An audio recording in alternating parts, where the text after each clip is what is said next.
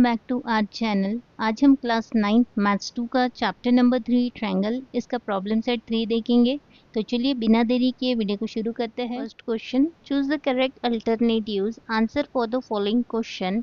If two sides of a triangle are 5 centimetre and 1.5 centimetre, the length of its third side can not be. या हमें triangle की दो side दी गई है 5 centimetre and 1.5 centimetre और हमें ऑप्शन में से वो थर्ड साइड फाइंड करनी है जो पॉसिबल नहीं है। ट्रायंगल में हमेशा दो साइड का सम थर्ड साइड से ग्रेटर होता है और थर्ड साइड हमेशा दो साइड के डिफरेंस से ग्रेटर होती है। तो यहाँ हम दो साइड का सम फाइंड आउट करेंगे तो यहाँ हमें मिल रहा है 6.5 सेंटीमीटर और दो साइड का डिफरेंस फाइंड आउट करेंगे तो यहाँ हमें मिल रहा है 3.5 सेंटीमीटर। तो जो थर्ड साइड है वो 6.5 से लेस होनी चाहिए और 3.5 से ग्रेटर होनी चाहिए। तो अब हम यहाँ पे ऑप्शन चेक करेंगे।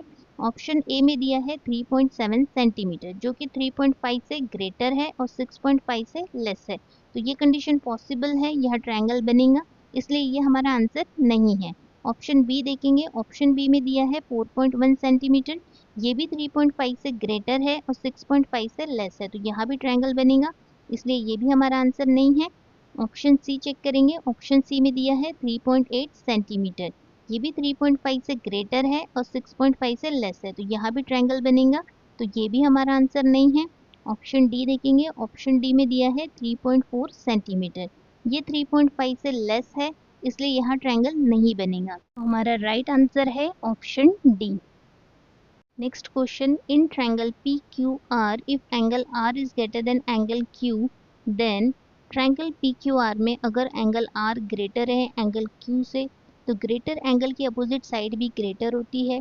तो एंगल आर की अपोजिट साइड है P Q is greater than और एंगल क्यू की अपोजिट साइड है पी आर।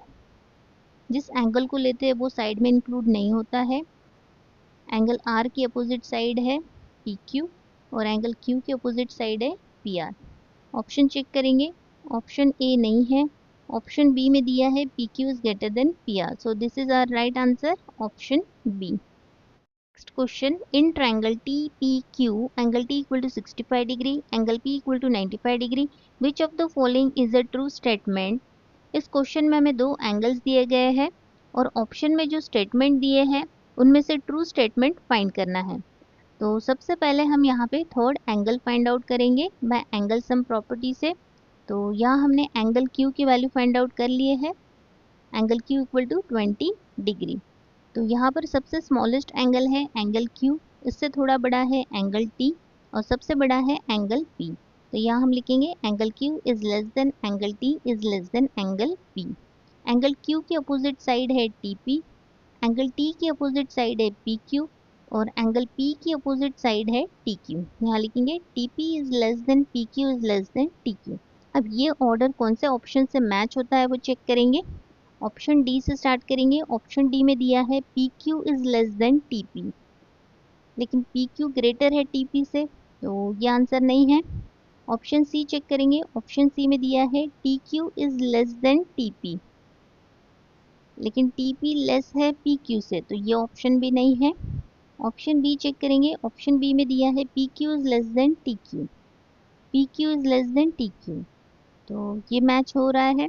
ऑप्शन ए भी चेक कर लेते हैं। ऑप्शन ए में दिया है P Q is less than T P, P Q greater है टी पी से, तो ऑप्शन ए भी नहीं है, तो इसका राइट आंसर है option B. Next question, triangle A B C is isosceles in which A B equal to A C, sec BD and sec CE are medians, show that BD equal to CE। Question में हमें दिया गया है triangle A B C isosceles है जिसमें A B equal to A C है और B D और सी ई मीडियन है और हमें प्रूव करना है B D equal to C E. Okay, D mid point है इसलिए ये साइड दो इक्वल पार्ट में डिवाइड होगी, राइट। तो यहाँ हम लिखेंगे D is the mid point of side A C, therefore A D equal to D C equal to half of A C, इसे दे देंगे equation 1। Similarly E is the mid point of side A B, therefore A E equal to E B equal to half of A B और इसे दे देंगे equation 2। A B equal to A C ये दिया हुआ है, इसे हम हाफ से मल्टीप्लाई करेंगे, यहाँ लिखेंगे multiplying both side by half. यहाँ लिखेंगे half multiplied by A B equal to half multiplied by A C, और इसे दे देंगे इक्वेशन 3।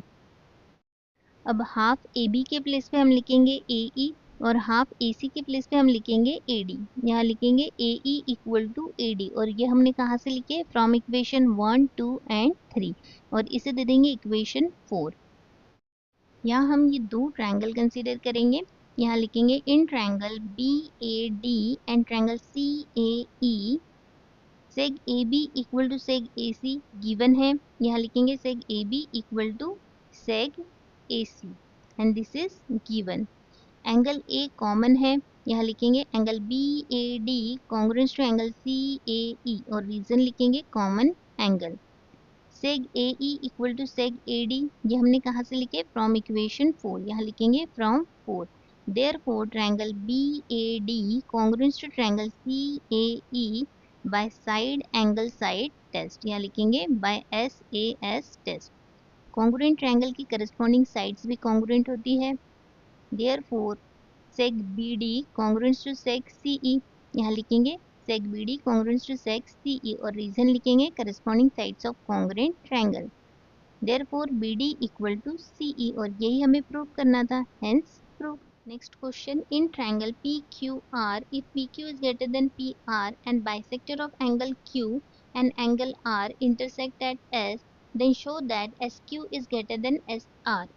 यहाँ हमें ट्रायंगल PQR दिया है जिसमें PQ ग्रेटर है PR से, और एंगल Q और एंगल R के बाइसेक्टर एक पॉइंट S पर इंटरसेक्ट हो रहे हैं, और हमें प्रूव करना है SQ is greater than SR। सबसे पहले हम ट्रायंगल PQR कंसीडर करेंगे। यहाँ लिखेंगे in triangle PQR PQ is greater than PR, this is given. यहाँ गिवन लिखेंगे, ग्रेटर साइड का अपोजिट एंगल भी ग्रेटर होता है, तो PQ का अपोजिट एंगल है एंगल R, और PR का अपोजिट एंगल है एंगल Q। तो यहाँ लिखेंगे हम angle PRQ is greater than angle PQR, और रीजन लिखेंगे angle opposite to greater side is greater. Okay, अब इसे हम हाफ से मल्टीप्लाई करेंगे। यहाँ लिखेंगे multiplying both side by half, half multiplied by PRQ greater than half multiplied by PQR, और इसे दे देंगे equation 1। Ray R S bisect angle P R Q, ray R S P R Q का bisector है, इसलिए angle S R Q equal to half angle P R Q होगा। इसे दे देंगे हम equation 2। Similarly ray Q S bisect angle P Q are, so angle S Q R equal to half angle P Q R, और इसे दे देंगे equation 3। अब हम यहाँ पे triangle S R Q consider करेंगे। यहाँ लिखेंगे in triangle S R Q, half angle P R Q के प्लेस पे हम लिखेंगे एंगल एस आर क्यू, और half angle P Q are के प्लेस पे हम लिखेंगे एंगल एस क्यू आर। यहाँ लिखेंगे angle S R Q greater than angle S Q R, और ये हमने कहाँ से लिखे, फ्रॉम इक्वेशन 1, 2 एंड 3। अब एंगल आर के अपोजिट साइड है एस क्यू, और एंगल Q की अपोजिट साइड है SR। यहाँ लिखेंगे therefore SQ is greater than SR, और रीजन लिखेंगे side opposite to greater angle is greater. Next question, in the figure point D and E are on side BC of triangle ABC such that BD equal to CE and AD equal to AE. Show that triangle ABD congruent to triangle ACE। यहाँ हमें triangle A B सी दिया है जिसमें point D और point E side B C पर है, और हमें गिवन है B D equal to C E and A D equal to A E, और हमें प्रूव करना है triangle A B D congruent to triangle A C E. यहाँ हमें triangle A B D congruent to triangle A C E prove करना है, और question में हमें 2 कंडीशन गिवन है, और कॉन्ग्रुएंट प्रूव करने के लिए हमें 3 कंडीशन चाहिए। तो किसी तरह अगर हम एंगल डी को एंगल ई के इक्वल प्रूफ कर देते हैं, तो हम ये दो ट्रायंगल को साइड एंगल साइड टेस्ट से कॉन्ग्रुएंट प्रूफ कर सकते हैं। तो सबसे पहले हम एंगल डी और एंगल ई को इक्वल प्रूफ करेंगे।